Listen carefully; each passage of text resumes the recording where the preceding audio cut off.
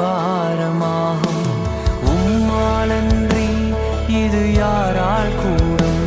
பெரும் கோலும் கையும் இரு பரிவாரமாகும். உம்மாலன்றி இது யாரால் கூடும்? ஆகாயத்து பட்சிகளை போஷிப்பீரென்றார், என்னையும் போஷிப்பது நிச்சயமே. காட்டு புஷ்பங்களை உடுத்துவது